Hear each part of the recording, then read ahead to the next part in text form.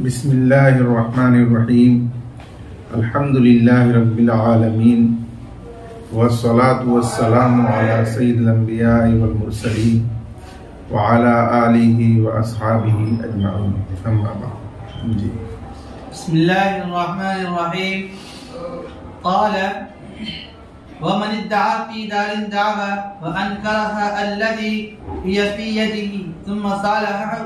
صالحه منها فهو جائز، وهي مسألة الصلح على الإنكار وسنذكرها في الصلح إن شاء الله تعالى. والمدعى وإن كان مجهولا فالصلح على معلوم عن مجهول جائز عندنا، لأنه جهالة في الساقط فلا تبذي إلى المنازعة على ما عرف. امام محمد رحمۃ اللہ علیہ نے فرمایا کہ اگر کسی نے دعویٰ کیا ملکیت کا مطلق ایک مکان میں اور اس دعویٰ کا قابض نے انکار کیا جس کے قبضے میں وہ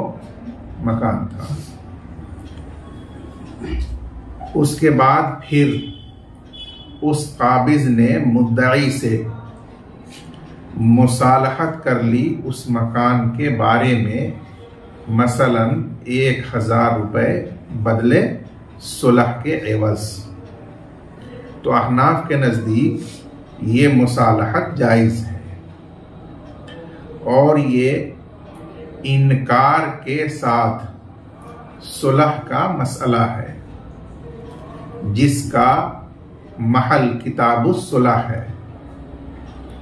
اس لیے صاحب ہدایہ فرماتے ہیں کہ ہم اس کو کتاب الصلح میں انشاءاللہ اختلاف ائمہ اور دلائل کے ساتھ ذکر کریں گے.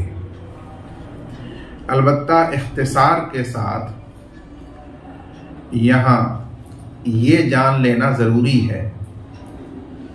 کہ یہاں ملکیت جس کا مدعی نے دعویٰ کیا وہ مجہول ہے. اسی کو فرمایا کہ مدعا یعنی وہ ملکیت جس کا دعویٰ کیا گیا وہ مدعا ملک مجہول ہے،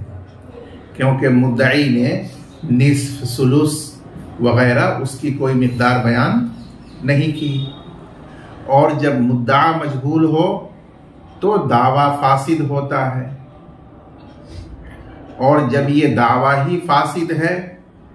تو اس پر مصالحت لغو ہونا چاہیے.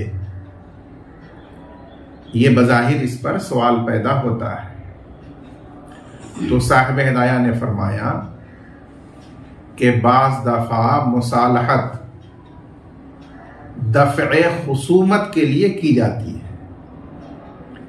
یعنی دعویٰ باطل ہے، فاسد ہے، اس کے باوجود بھی مدعا علیہ کسی جھگڑے اور نزاع میں پڑنا نہیں چاہتا، اس لیے اس نے مثلا 1000 روپے بدلے صلح دے دینا اپنے لیے بہتر سمجھا، اور وہ دے کر کے اس نے مصالحت مدعی سے کر لی. تو اس مصالحت کے نتیجے میں جو مجہول مدعا تھا مدعی کا وہ مدعا علیہ سے ساقط ہو گیا، اور ساقط میں اگر جہالت ہو تو وہ کسی آئندہ جھگڑے کا باعث نہیں ہوتی ہے، کیونکہ معاملہ رفع دفع ہو جاتا ہے. اس لیے وہ جہالت مضر نہیں ہے، برخلاف تملیک کے تصرف کے یعنی بے کے. اس میں اگر جہالت ہو کسی بھی بدل میں، ثمن میں یا مبی میں، تو چونکہ وہاں تسلیم اور تسلم ہوتا ہے، لین دین ہوتا ہے، تو وہاں جہالت کی وجہ سے فریقین کے درمیان نزاع کا احتمال ہے، اس لیے وہ جہالت بے کے لیے مضر اور مفسد ہوتی ہے. یہ صاحب ہدایہ نے فرق بیان کیا، یہ ایک بار پیچھے بھی آ چکا ہے. والمدعا وإن كان مجہولا، اور مدعا اگرچہ مجہول ہے پر صلح معلوم عوض کے بدلے، علی معلوم ای علی عوض معلوم،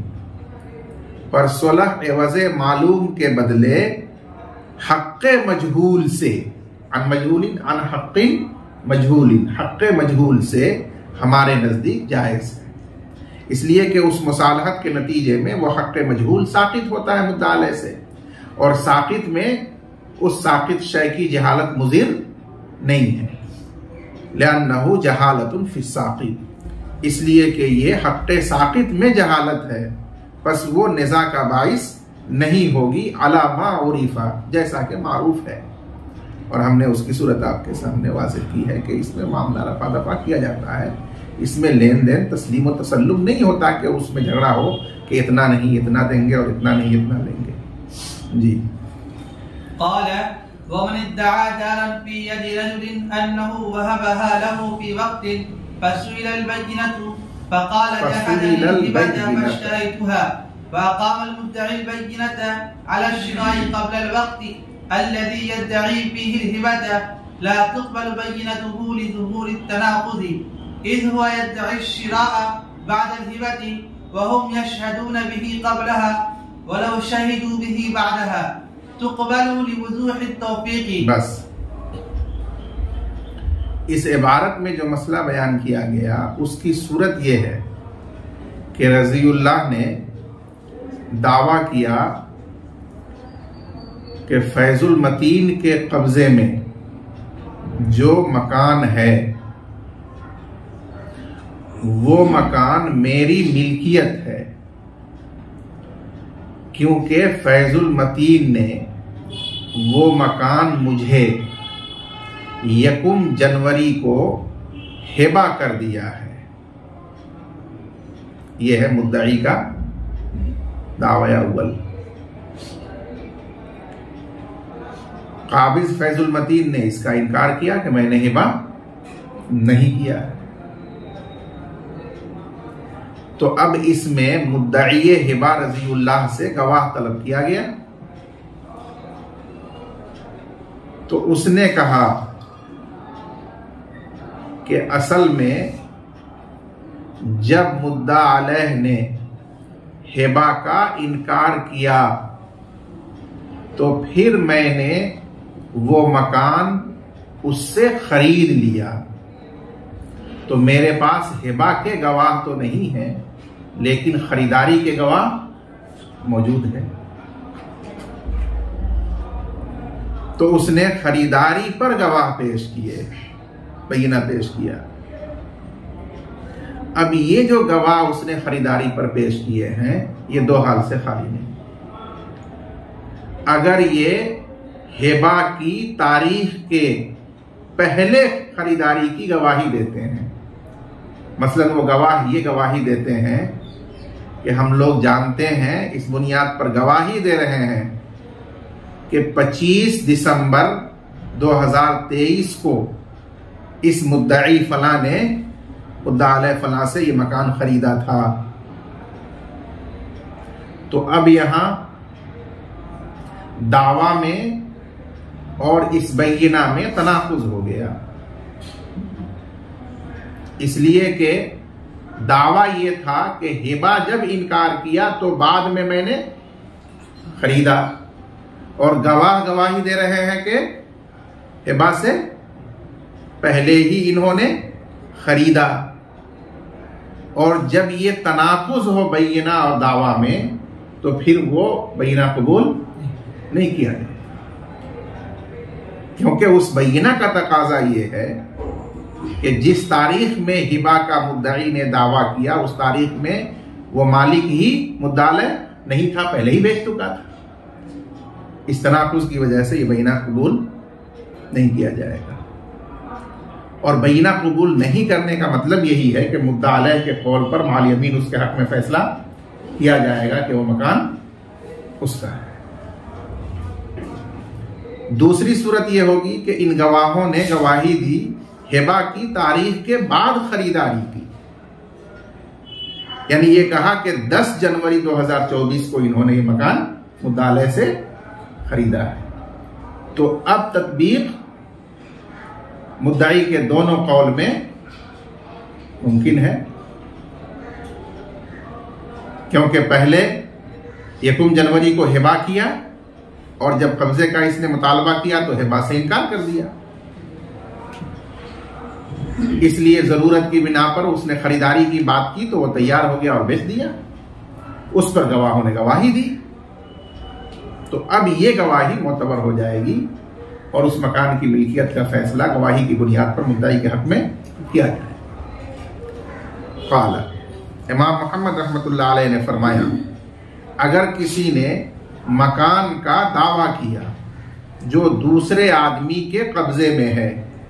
انہ وہبہا لہ فی وقت، کہ قابض نے وہ مکان مدعی کو ہبا کیا ہے ایک وقت میں، مثلا یکم جنوری 2024 کو،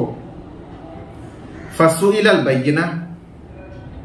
اس کے معنی یہ ہے کہ قابض نے ہبا کا انکار کیا کہ میں نے ہبا نہیں کیا ہے، پس مدعی سے بینہ طلب کیا گیا، تو مدعی نے کہا کہ جحدنی الہبۃ، ہبا کے بعد واہب نے مجھ سے ہبا کا انکار کر دیا، فاشتریتھا، لہذا میں نے وہ مکان اس سے خریدا اور خریداری پر میرے پاس بینہ موجود ہے، وَأَقَامَ الْمُدَّعِي الْبَيِّنَةَ عَلَى الشِّرَاءِ قَبْلَ الْوَقْتِ الَّذِي يَدَّعِي فِيهِ الْهِبَةَ، اور مدعی نے بینہ قائم کیا خریداری پر اس وقت سے پہلے جس میں وہ ہبا کا دعویٰ کر رہا ہے، مثلا 25 دسمبر 2023 کو خریداری پر بینہ نے گواہی دی، تو یہ بینہ اور گواہی قبول نہیں کی جائے گی، لِظُهُورِ التَّنَاقُض، تناقض ظاہر ہونے کی وجہ سے دعویٰ بینہ میں، کیونکہ مدعی دعویٰ کر رہا ہے خریدنے کا ہبا کے بعد اور گواہ گواہی دے رہے ہیں خریدنے کی ہبا سے پہلے، وَلَوْ شَهِدُوا بِهِ بَعْدَهَا، اور اگر یہ گواہ خریداری کی گواہی دیں ہبا کے بعد تو اب قبول کر لی جائے گی گواہی اور فیصلہ مدعی کے حق میں ہوگا، لِوُضُوحِ التَّوْفِيقِ، مدعی کے دونوں بیانات میں تطبیق کے واضح ہونے کی وجہ سے۔ جی، ولو كان ادعى الهبة ثم قام البينة على الشراء قبلها ولم يقل جحدني الهبة فاشتريتها لم تقبل أيضا، ذكره في بعض النسخ لأن دعوى الهبة إقرار منه بالملك للواهب ودعوى الشراء رجوع منه فعد مناقضا، بخلاف ما إذا ادعى الشراء بعد الهبة لأنه تقرير ملكه عندها۔ بس اس عبارت میں اوپر والی صورت ہی کے متعلق ایک دوسری صورت بیان کی گئی کہ اگر مدعی نے دعویٰ کیا ہبا کا کہ قابض مکان نے یہ مکان مجھے ہبا کیا یکم جنوری کو، اور یہ نہیں کہا کہ جب اس نے مجھ سے ہبا کا انکار کیا تو میں نے اس کو خریدا، یہ اس نے نہیں کہا، بلکہ اس نے ہبا کے دعویٰ کے بعد پھر شرا کا دعویٰ کیا اور اس پر بینہ قائم کر دیا، انکار ہبا والی بات اس مدعی نے بیچ میں نہیں کہی۔ ثم اقام البینۃ علی الشراء قبلها، پھر اس نے بینہ قائم کیا ہبا سے پہلے خریداری پر، اور اس نے نہیں کہا جحدنی الہبۃ فاشتریتها لم تقبل ایضا، تو اس صورت میں بھی وہ بینہ تناقض کی وجہ سے قبول نہیں کیا جائے گا۔ اس کے معنی یہ ہوئے کہ اوپر متن میں جو یہ قید آئی ہے کہ جحدنی الہبۃ فاشتریتها، یہ قید اتفاقی ہے، ایسا اس نے کہا ہو یا ایسا نہ کہا ہو، دونوں ہی صورتوں میں تناقض کی وجہ سے اس کا بینہ علی الشراء قبول نہیں کیا جائے گا۔ ذکرہ فی بعض النسخ، اس قول کو امام محمد نے جامع صغیر کے بعض نسخوں میں ذکر کیا ہے، ورنہ اکثر نسخوں میں وہی صورت ذکر کی ہے جو اوپر متن میں ذکر کی گئی۔ لأن دعوى الہبۃ اقرار منہ بالملک للواہب، اس لیے کہ ہبا کا دعویٰ کرنا مدعی کی جانب سے واہب کے لیے ملکیت کا اقرار کرنا ہے کہ یکم جنوری 2024 کو واہب اس مکان کا مالک تھا، کیونکہ مالک ہی اپنے مملوک کا ہبا کر سکتا ہے، تو ہبا کا دعویٰ کرنا ضمناً اقرار کر لینا ہے کہ اس تاریخ میں قابض اس کا مالک تھا۔ ودعوی شرائی، اور خریداری کا دعویٰ کرنا کہ اس سے پہلے ہی میں نے گویا 25 دسمبر 2023 کو خرید لیا، یہ دعویٰ کرنا، گویا 1 جنوری 2024 کو اس کی ملکیت سے رجوع کرنا ہے کہ اس تاریخ میں وہ مالک نہیں تھا، وہ تو میں نے اس سے پہلے ہی خرید لیا اور مالک بن گیا۔ تو یہ دونوں بیانات میں تناقض ہو گیا، مدعی کے دونوں بیان میں، اس وجہ سے قبول نہیں کیا جائے گا۔ فعد مناقضا، لہذا اس کو مناقض شمار کیا گیا اس کے دعوی ہبہ کا، مناقض ہے اور تناقض کی وجہ سے وہ دعویٰ باطل ہے، اس لیے اس پر بینہ قبول نہیں کیا جائے گا۔ اور بینہ قبول نہیں کیا جائے گا جہاں بھی کہا جائے تو اس کا مطلب یہ ہوتا ہے کہ اس میں مدعی کے قول مال یمین پر فیصلہ کیا جائے، بخلاف ما اذا ادعى الشراء بعد الہبہ، برخلاف صورت کے کہ جب وہ خریداری کا دعویٰ ہبہ کے بعد کیا ہو اور گواہوں نے بھی یہی گواہی دی ہو کہ انہوں نے 10 جنوری 2024 کو خریدا ہے، تو ظاہر ہے کہ اب وہ بینہ قبول کر کے اس کے مطابق مدعی کے حق میں فیصلہ کیا جائے گا۔ لأنہ تقریر ملکہ عندہا، اس لیے کہ یہ اس کی ملکیت کو باقی رکھنا ہے، اس کی ملکیت کا اقرار کرنا ہے عندہا ہبہ کے وقت،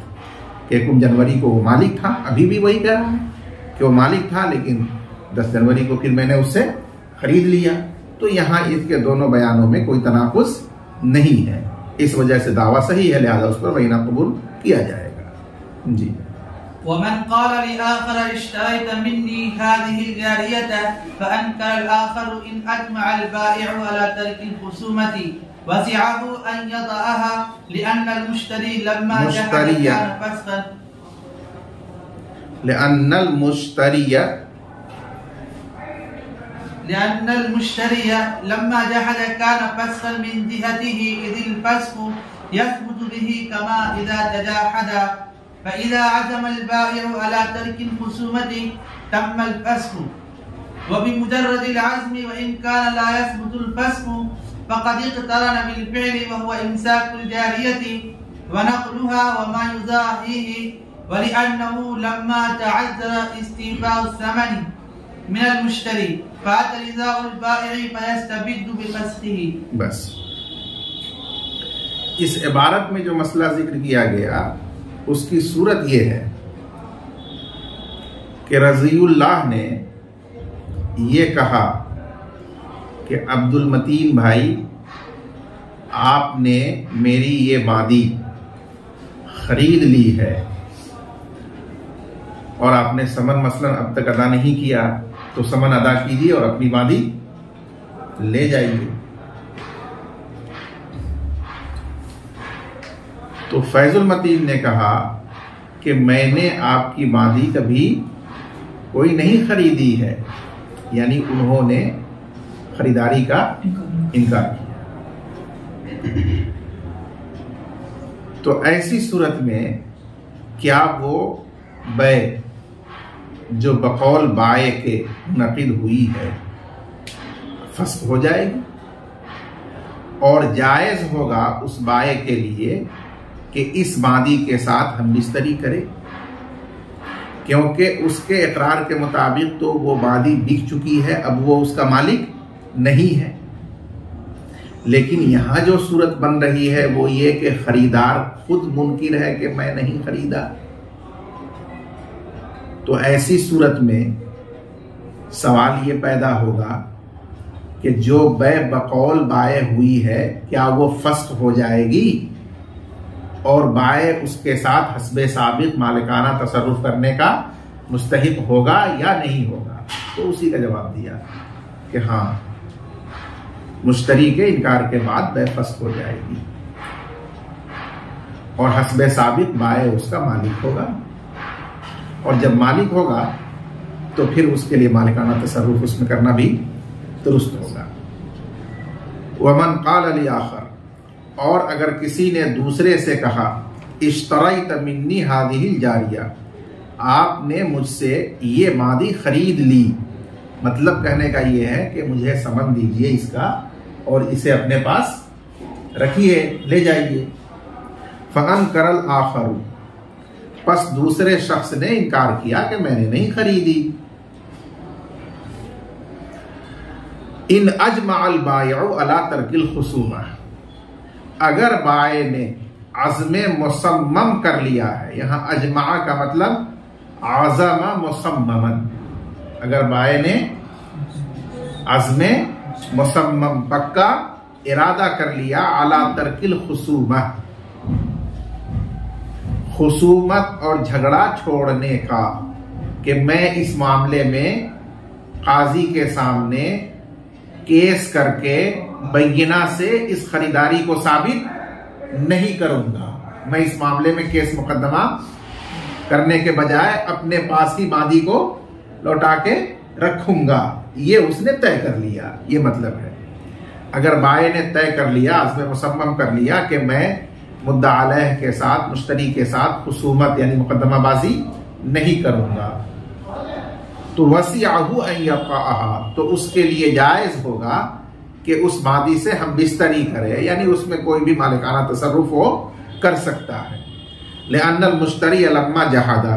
اس لیے کہ مشتری نے جب شراء کا انکار کر دیا تو اس کی طرف سے عقد کا فسخ ہو گیا، کیونکہ فسخ مشتری کے انکار سے ثابت ہو جاتا ہے. کما اذا تجاحد، جیسا کہ جب دونوں ہی بیع کا انکار کر دیں، بائع بھی کہے کہ ہمارے درمیان بیع نہیں ہوئی اور مشتری بھی کہے کہ بالکل نہیں ہوئی، تو اگر بالفرض ہوئی بھی ہو تو اب اس تجاحد اور انکار سے وہ بیع فسخ ہو جائے گی.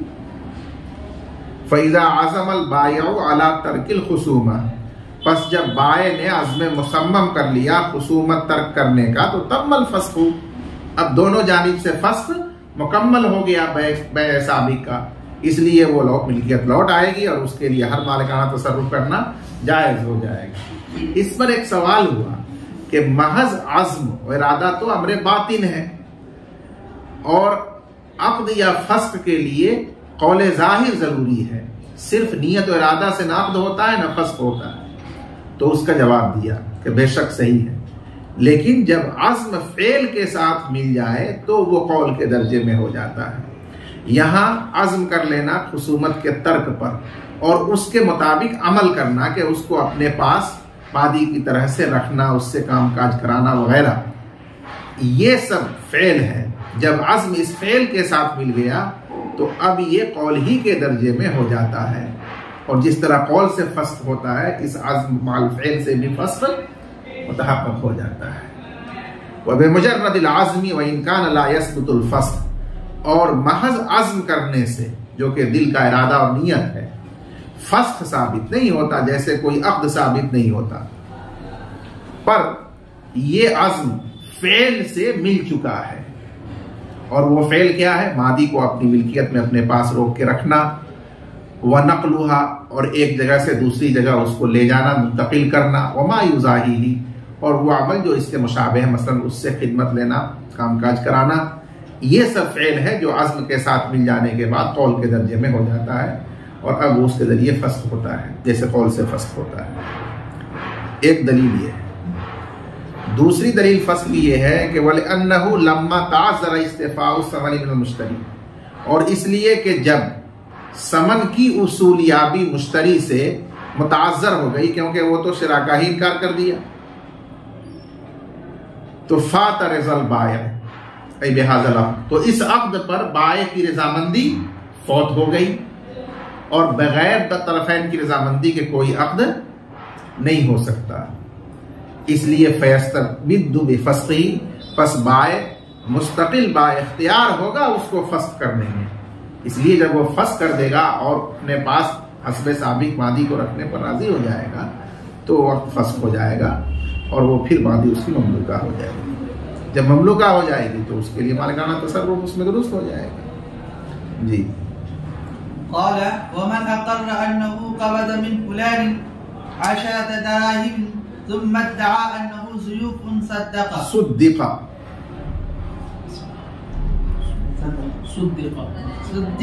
وفي بعض النسخ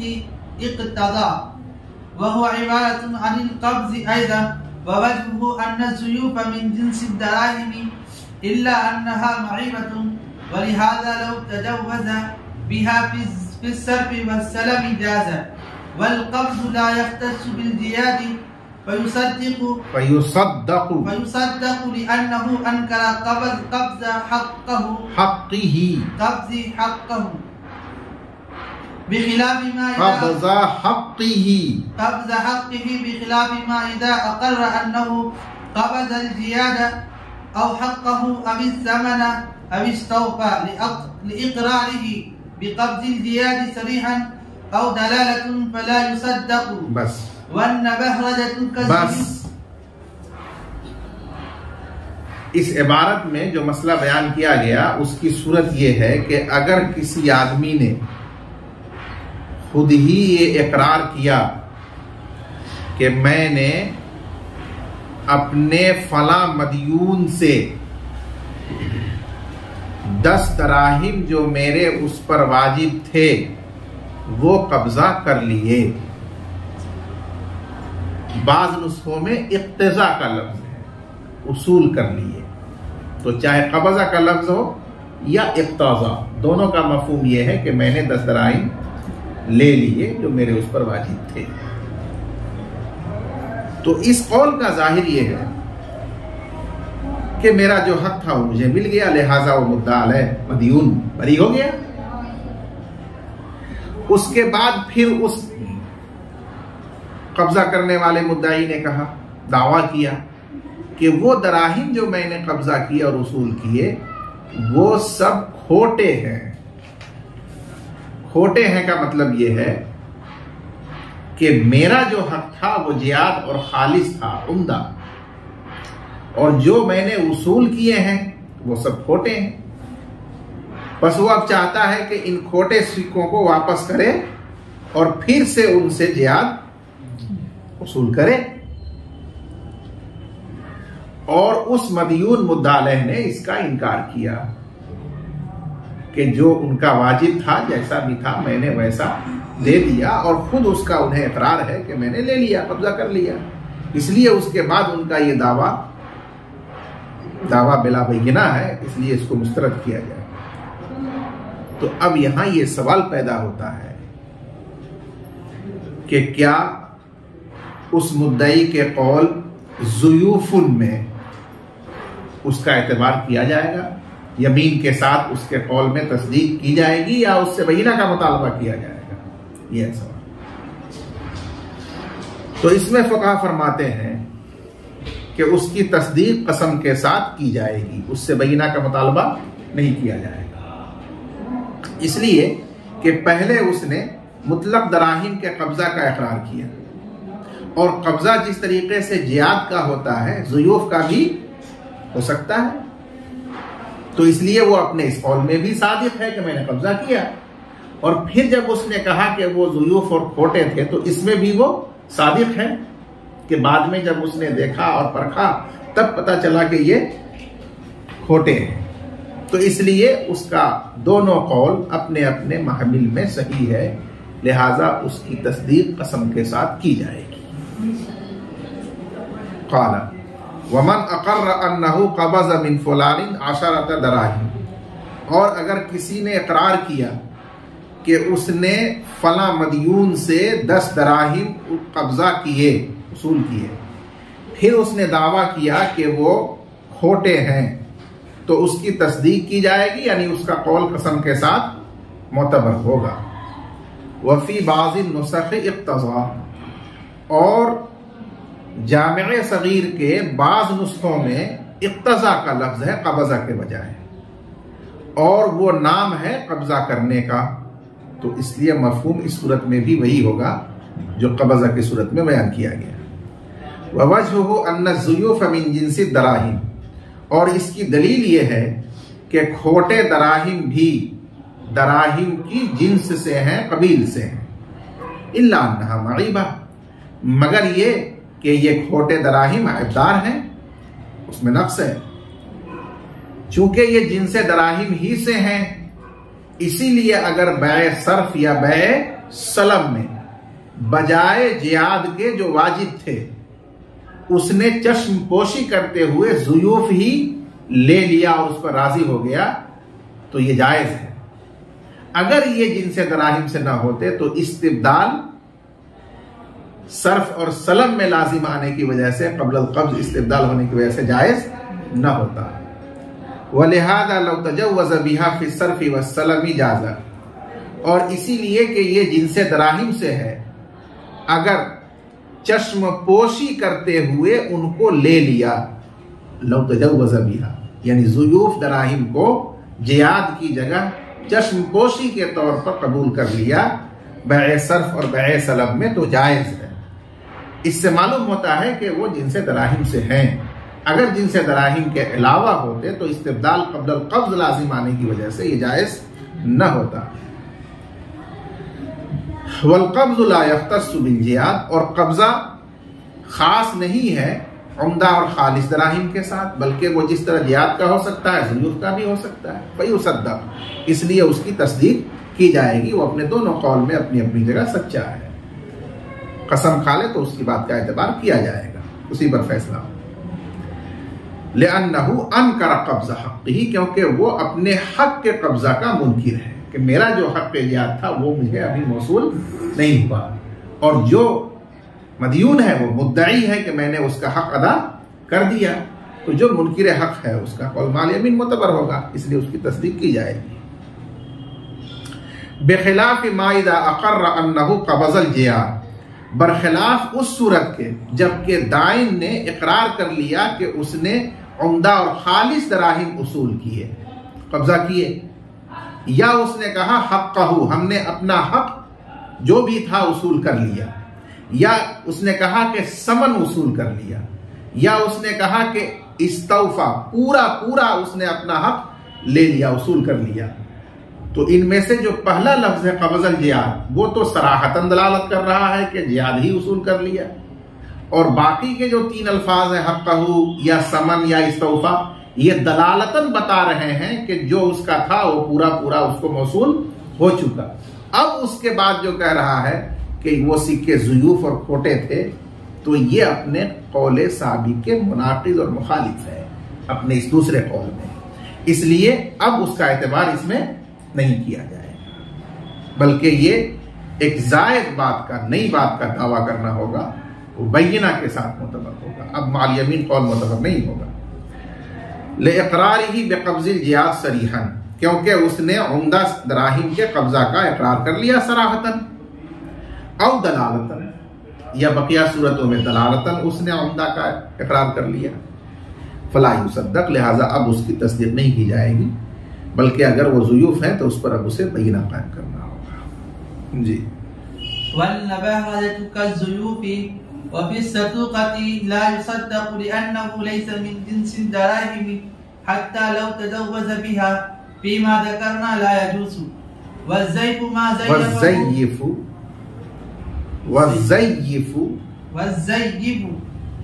ما زيفه بيت المال، والنبهرة ما يغلبه التجار، والصدوقة ما يغلب عليها الغش.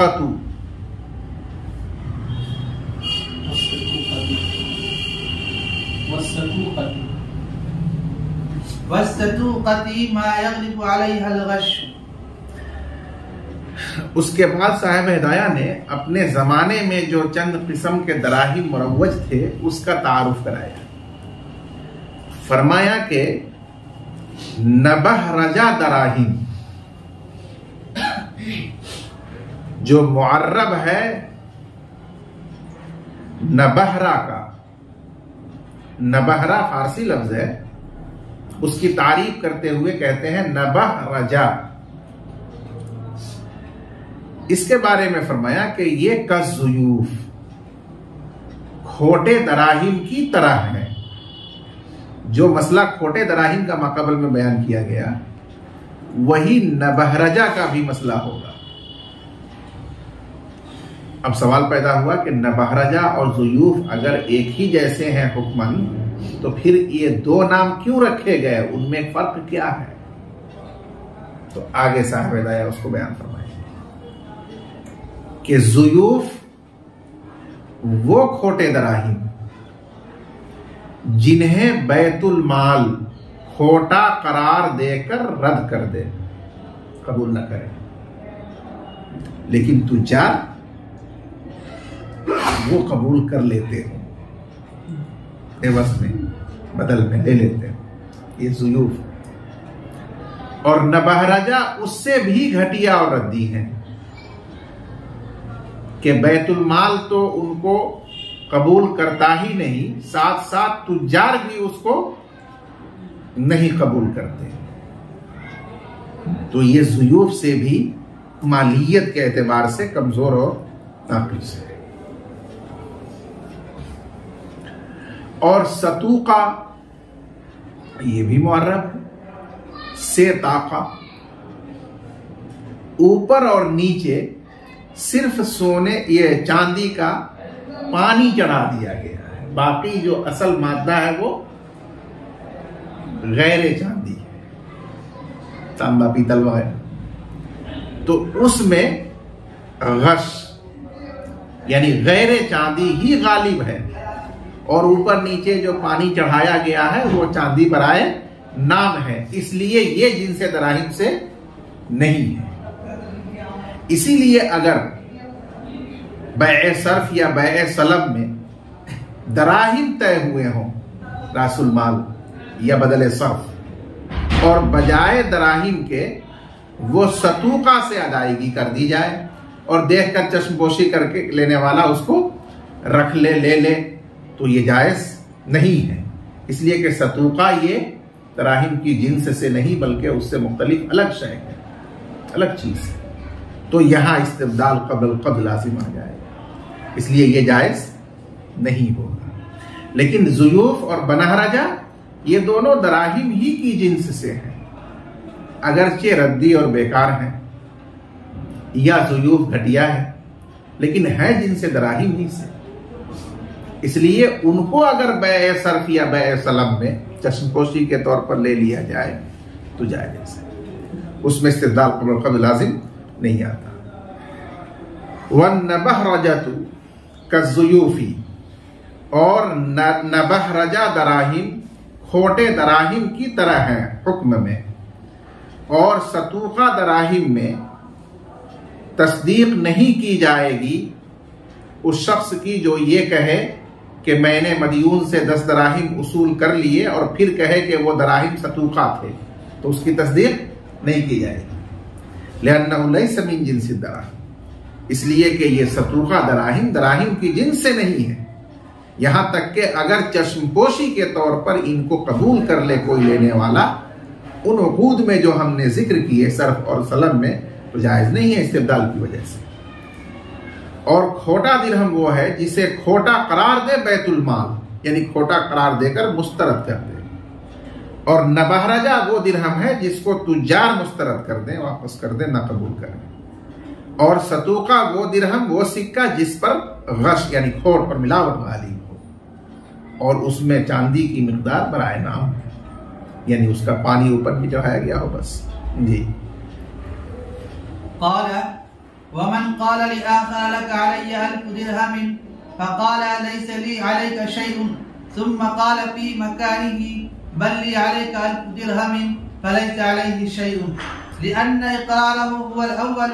وقد ارتد برد المقر له والثاني دعوى فلا بد من الحجة أو تصديق خصمه، بخلاف ما إذا قال لغيره إذ اشتريت وأنكر الآخر أن يصدقه، لأن أحد المتعاقدين لا يتفرد بالفسخ كما لا يتفرد بالعقد، والمعنى فيه أنه حقهما فبقي العقد فيعمل تصديق أما المقر له يتفرد برد الإقرار فافترقا۔ اس عبارت میں یہ مسئلہ بیان کیا گیا کہ مولانا رضی اللہ صاحب رحمانی نے کہا فیض المتین صاحب سے کہ میرے بھائی آپ کا میرے اوپر 1000 درہم واجب ہے، یعنی آپ لے لیجئے، کیوں نہیں لیتے؟ تو فیض المتین صاحب نے کہا کہ میں مال کا اتنا بڑا لالچی نہیں ہوں کہ آپ کے اس طرح کہنے سے میں کوئی بھی مال لینے کے لیے تیار ہو جاؤں. میرا آپ کے اوپر کوئی چیز کچھ بھی واجب نہیں ہے، مجھے اچھی طرح معلوم ہے. تو مقر لہو نے مقر کے اقرار کو مسترد کر دیا. اور قاعدہ یہ ہے کہ جب مقر لہو اقرار مقر کو رد کر دے تو چونکہ وہ خالص اس کے لیے حق ہوتا ہے، اس لیے صاحب حق اس کو جب رد کر دے تو وہ رد ہو جائے گا. اب اس کے بعد اسی جگہ اسی مجلس میں کچھ سوچ بچار کر کے مولانا فیض المتین صاحب فرما رہے ہیں کہ ہاں بھائی میرا آپ کے اوپر 1000 واجب ہے. تو اب یہ قول معتبر نہیں ہوگا، بلکہ یہ دراصل نئے سرے سے مقیم پر دعویٰ کرنا ہوگا. تو اگر یہ واقعی ہے تو اب ان کو اس کے اوپر بینہ قائم کرنا ہوگا. اگر وہ مقر انکار کر دے کہ میں نے تو کہا تھا لیکن جب آپ نے انکار کر دیا تو اب میرے اوپر آپ کا کچھ بھی واجب نہیں ہے، اب آپ فرما رہے ہیں کہ میرا 1000 ہے تو ہم نہیں مانیں گے. اب یہاں ان کو اس کو ثابت کرنے کے لیے بینہ قائم کرنا. اور اگر یہی معاملہ بیع میں پیش آ جائے، مولانا رضی اللہ صاحب نے کہا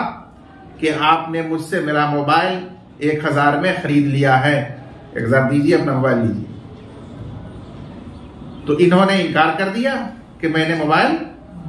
نہیں خریدا ہے. تو ابھی آپ پڑھ چکے ہیں کہ اس صورت میں وہ فسق ہوتا ہے، لیکن تنہا ایک آدمی کے قول سے فسق نہیں ہوتا، جیسے تنہا ایک آدمی کے قول سے عقد نہیں ہوتا جب تک دوسرا کا اس پر اوکے نہ ہو جائے، دوسرا بھی اس پر راضی نہ ہو جائے. اس لیے بعد میں انہوں نے پھر کہا کہ ہاں صحیح کہہ رہے ہیں کہ میں نے آپ کا موبائل 1000 میں خرید لیا، تو اس کا اعتبار کیا جائے گا. کیوں؟ اس لیے کہ جب انہوں نے کہا کہ آپ نے خرید لیا ہے اور انہوں نے کہا کہ میں نے نہیں خریدا، تو یہ کہنا کہ میں نے نہیں خریدا یہ دراصل اس کے فسق کی بات کرنا ہے، اور ایک آدمی سے فسق نہیں ہو جاتا. اس لیے ابھی عقد باقی تھا. جب انہوں نے کہا کہ ہاں میں نے خریدا ہے تو اس کا اعتبار کیا جائے گا، اور اب اس کے لیے بینہ نہیں قائم کرنا ہوگا، بس وہ سمن ادا کر کے اور وہ موبائل اپنا قبضہ کریں گے، لے لیں گے. بات سمجھ گئے؟ امام محمد نے فرمایا ومن قال لآخر، اگر کسی نے دوسرے شخص سے کہا کہ آپ کا میرے اوپر 1000 درہم واجب ہے، تو دوسرے نے کہا کہ میرا آپ کے اوپر کچھ واجب نہیں ہے، پھر اسی جگہ انہوں نے کہا کہ بلکہ میرا آپ پر 1000 درہم واجب ہے، تو اس مقیر پر کچھ واجب اس کہنے سے نہیں ہوگا. ہاں اگر واقعتاً ہے تو اب اس کو بینہ سے ثابت کرنا پڑے گا. لأن اقرارہ هو الاول، اس لیے کہ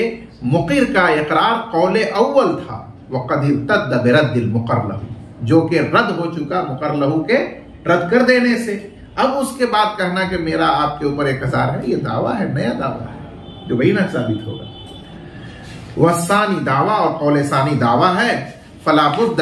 من الحجہ، لہذا ضروری ہے بینہ قائم کرنا اس پر، او تصدیق خصمی، یا اس کے فریق کی تصدیق کر دینا. یعنی وہ مقیر کہہ لے کہ ہم تو کہہ رہے ہیں کہ آپ کا میرے اوپر ہے، اگر وہ تصدیق کر دے تب تو سبحان اللہ، پھر تو واجب ہو جائے گا. لیکن اگر وہ انکار کر دے کہ نہیں میں کہہ رہا تھا آپ نہیں مانے تو اب میں نہیں مانوں گا، تو اب اس صورت میں آپ کو بینہ قائم کرنا ہوگا. یہ کہا او تصدیق خصمی، یا اس کے خصم مقیر کی تصدیق ضروری ہے. بخلاف ما اذا قال لغیرہ اشتریت، برخلاف اس صورت کے جبکہ دوسرے سے کسی نے کہا کہ آپ نے خرید لیا ہے مجھ سے فلاں سامان، اور دوسرے نے خریداری کا انکار کیا،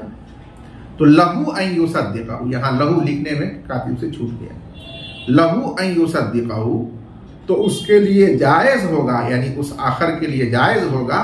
کہ اس کہنے کے بعد مدعی کی تصدیق کر دے شرع میں کہ ہاں میں نے خریدا ہے.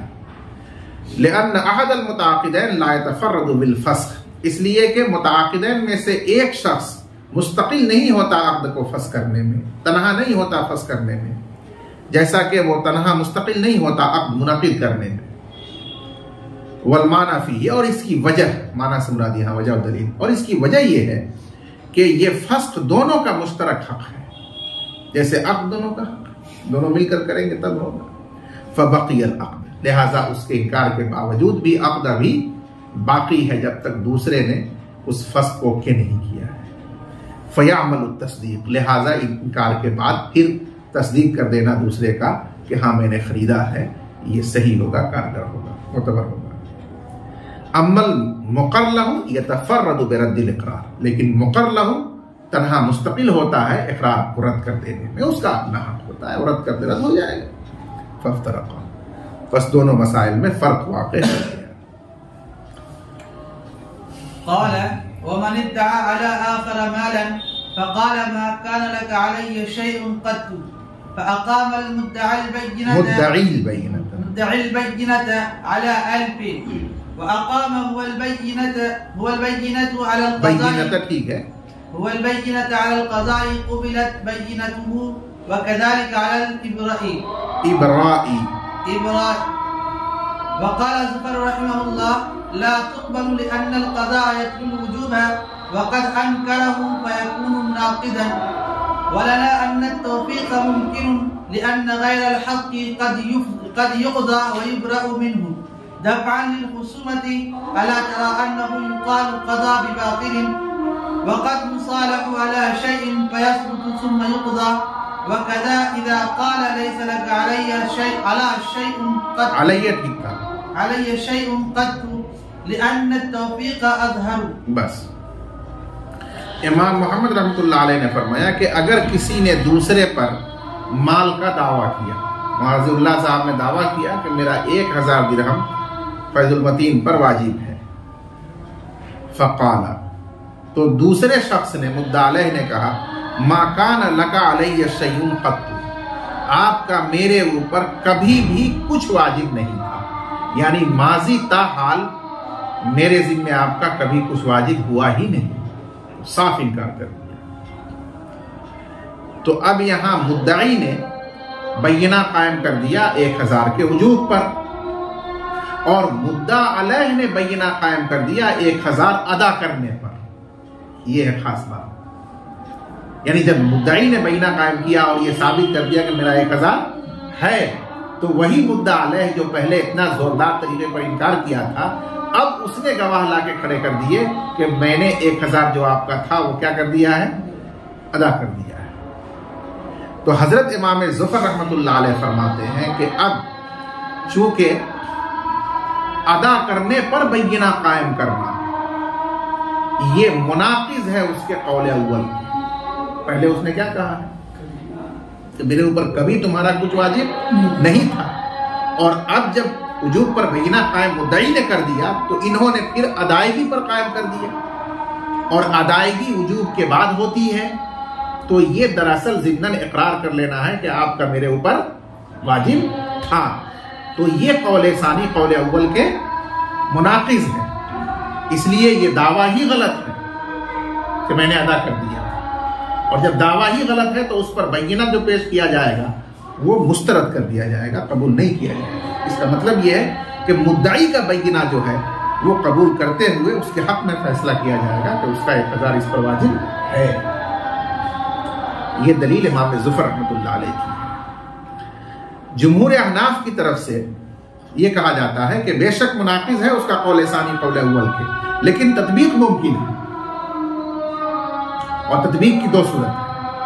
نمبر 1، بعض دفعہ آدمی حق واجب نہ ہونے کے باوجود بھی دفع خصومت کے لیے شرافت اور کرامت کی وجہ سے یا سخاوت کی وجہ سے اس کا دعویٰ کا حق ادا کر دیتا ہے. تو پس جب اس نے پہلے کہا تھا کہ تمہارا میرے اوپر کبھی کچھ واجب نہیں تھا تو اس کا مطلب تھا بحقین، برحق طریقے پر کبھی تمہارا میرے اوپر کچھ واجب نہیں ہوا. لیکن جب اس نے بینہ قائم کر دیا کہ میرا واجب ہے تو پھر اس نے بینہ قائم کر دیا کہ واجب تو برحق کچھ نہیں تھا، لیکن جب تم نے کہا تھا کہ میرا ہے تو میں ایک بار تمہیں تمہارے کہنے کے مطابق سخاوتن یا کرامتن یا شرافتن جو سمجھو میں نے تمہیں 1000 دے دیا ہے، اور دینے کے گواہ موجود ہے. تو یہ میں نے جو دیا بالباطل دیا، ناحق اور ناجائز دیا، لیکن جو تم کہہ رہے ہو دے چکا ہوں، تو اب تمہارا منہ جو ہے چسک گیا ہے، پھر اب تم میرے اوپر دوبارہ دعویٰ کر رہے ہو۔ یہ صورت ہے اور یہ مطلب ہے اس کے دوبارہ بینہ قائم کرنے کا، ادائیگی پر۔ دونوں باتیں اپنی جگہ پر صحیح ہو سکتی ہیں، اس لیے جب تطبیق ممکن ہو، دعویٰ صحیح ہے کہ میں نے ادا کر دیا ہے اور وہ بینہ معتبر ہوگا۔ لہذا اس مدعی کا بینہ کہ میرا 1000 واجب ہے وہ رد کر دیا جائے گا، اس پر کچھ واجب نہیں ہوگا۔ دوسری وجہ یہ ہے کہ ابھی آپ نے پڑھا کہ آدمی منکر ہوتا ہے لیکن بہت ساری مصلحتوں کی وجہ سے اس کو فرصت نہیں ہے، وہ یہ سب پسند نہیں کرتا ہے، اس لیے صلح کر لیتا ہے۔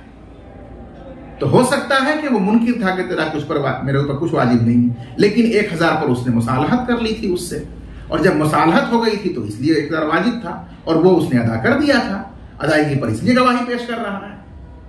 تو دونوں باتیں صحیح ہے کہ تیرا میرے اوپر کچھ واجب نہیں، اور یہ بھی صحیح ہے کہ ہم نے اس کے باوجود مصالحت کر کے تم کو 1000 جو تم کہہ رہے ہو میں دے چکا ہوں اور اس کا بینہ موجود ہے، تو لہٰذا وہ دعویٰ صحیح ہے ادائیگی کا، اور اس پر بینہ بھی قبول کر لیا جائے گا۔ قبول کرنے کا معنی یہ ہوگا کہ فیصلہ مدعا علیہ کے حق میں ہوگا اور مدعی کا بینہ مسترد کر دیا جائے گا، اس پر کچھ واجب نہیں ہوگا۔ قال امام محمد رحمۃ اللہ علیہ نے فرمایا ومن ادعا علی آخر مالا، اگر کسی نے دوسرے کے اوپر مال کا دعویٰ کیا، پس دوسرے نے کہا کہ تمہارا میرے اوپر کبھی کچھ واجب نہیں تھا، پس مدعی نے بینہ قائم کر دیا وجوب الف پر، 1000 اپنا واجب ہونے پر، اور مدعا علیہ نے بینہ قائم کر دیا ادا کر دینے پر کہ میں نے وہ ادا کر دیا ہے، تو قبلت بینتہ، اس مدعا علیہ کا بینہ ادائیگی پر قبول کیا جائے گا، اس کے حق میں فیصلہ ہوگا۔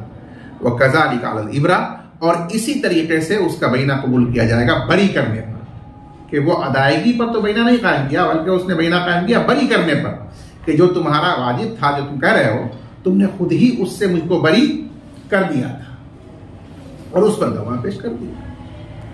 وقال ظفر، اور امام ظفر رحمۃ اللہ علیہ نے فرمایا کہ دونوں ہی صورتوں میں اس کا بینہ قبول نہیں کیا جائے گا بلکہ مدعی کا بینہ قبول کر کے اس کے وجوب کا فیصلہ کیا جائے گا، لأن القضاء يتلو الوجوب، اس لیے کہ ادائیگی وجوب کے بعد ہوتی ہے، یا بری کرنا وجوب کے